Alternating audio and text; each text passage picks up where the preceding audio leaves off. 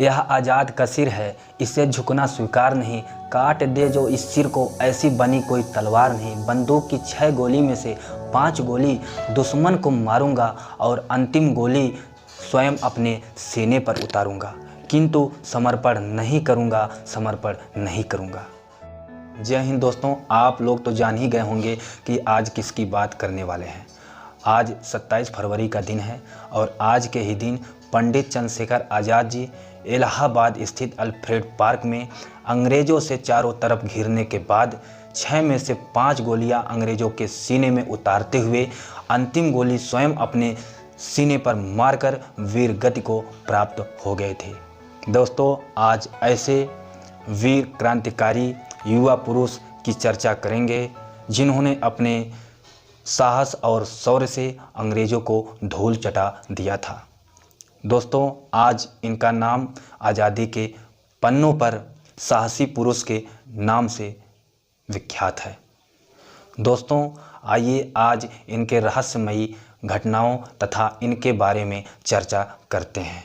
दोस्तों, पंडित चंद्रशेखर आज़ाद जी का जन्म 23 जुलाई 1906 ईस्वी को मध्य प्रदेश के अलीराजपुर ज़िले में झाबुआ, जो वर्तमान में आज़ाद नगर के नाम से फेमस है, में हुआ था।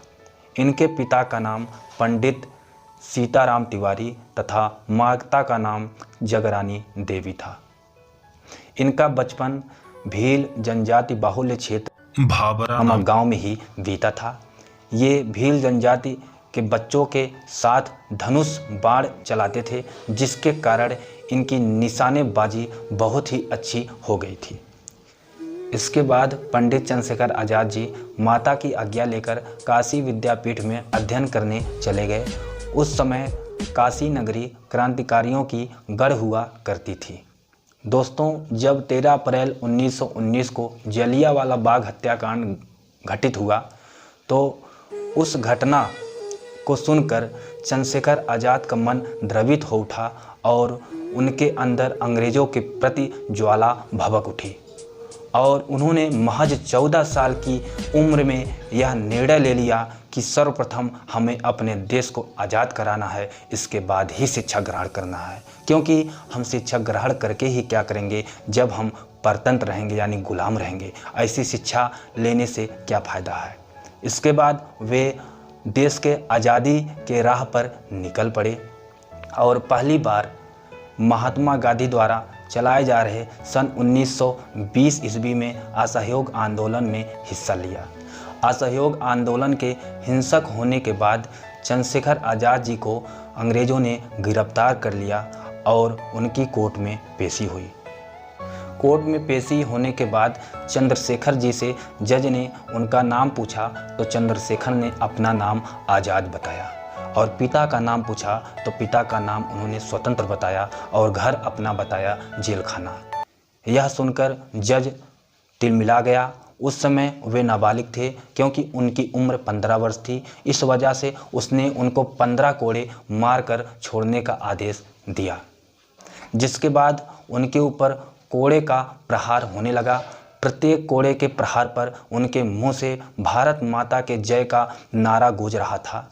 प्रत्येक कोड़े के प्रहार पर भारत माता का नारा बोलते हुए अंतिम कोड़े के प्रहार को सहते हुए वे बेहोश होकर धरती पर गिर गए।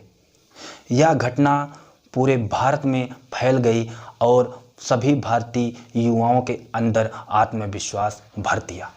दोस्तों, इसके बाद चंद्रशेखर आज़ाद जी ने 9 अगस्त 1925 ईस्वी में काकोरी हत्याकांड में हिस्सा लिया।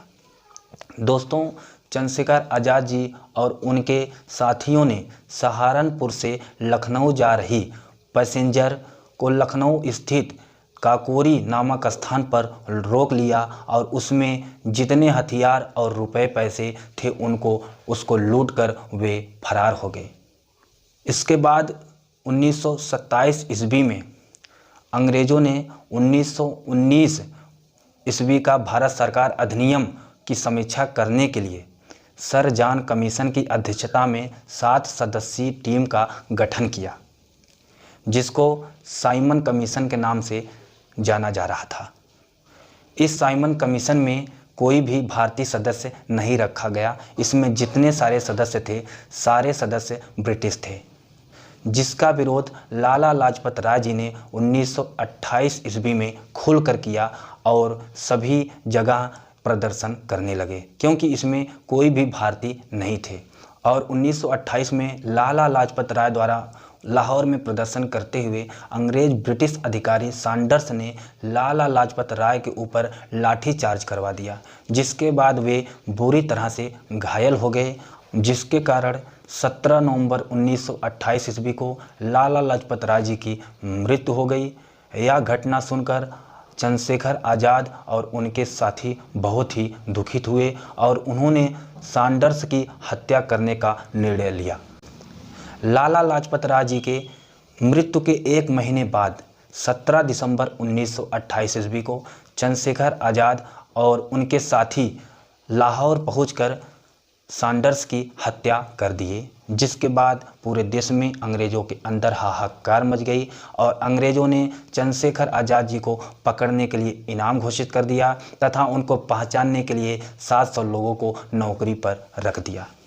इसके बाद ऐसे कई घटनाओं में अंग्रेज़ों को धूल चटाने के बाद 27 फरवरी 1931 का दौर आया, जब पंडित चंद्रशेखर आज़ाद जी इलाहाबाद स्थित आनंद भवन में जवाहरलाल नेहरू से मिलने पहुँचे, किंतु जवाहरलाल नेहरू ने उनसे मिलने से मना कर दिया।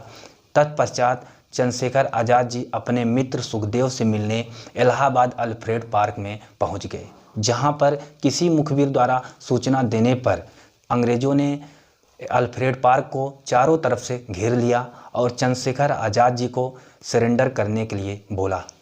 पहले तो चंद्रशेखर आज़ाद जी ने सुखदेव जी को सुरक्षित बाहर निकाल दिया। इसके बाद अंग्रेज़ों से डटकर लड़ने का निर्णय लिया।